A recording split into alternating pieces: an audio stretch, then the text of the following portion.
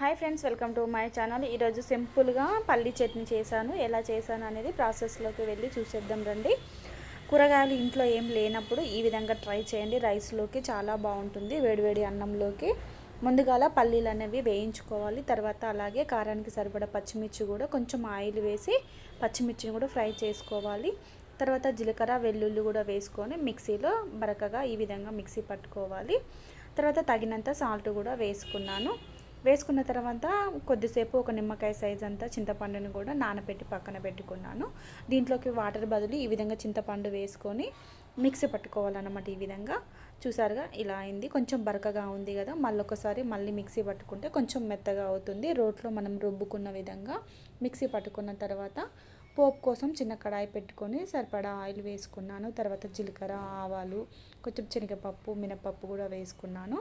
ఈ విధంగా పప్పులు వేయడం వల్ల మనం తినేటప్పుడు పంటి కింద వండి చాలా టేస్ట్ అనిపిస్తుంది అన్నమాట. తర్వాత ఒక 4 ఎండుమిర్చి కూడా వేసుకున్నాను. ఈ విధంగా అన్నీ ఫ్రై అయిన తర్వాత కొంచెం వెల్లుల్లి అలాగే కరివేపాకు కూడా వేసుకొని కొంచెం పసుపు కూడా వేసుకొని మొత్తం ఒకసారి కలుపుకున్న తర్వాత మనం మిక్సీ పట్టుకున్న పల్లి చట్నీ ఉందిగా, ఇది కూడా వేసి ఒకసారి కలుపుకుంటే సరిపోతుంది. టేస్ట్ సరిపడా సాల్ట్ కూడా వేసుకోవాలి. అంతేనండి, వేడివేడి అన్నంలోకి చాలా బాగుంటుంది. మీరు కూడా తప్పకుండా ట్రై చేయండి. ప్లీజ్ సబ్స్క్రైబ్ చేసుకోండి మన ఛానల్ని.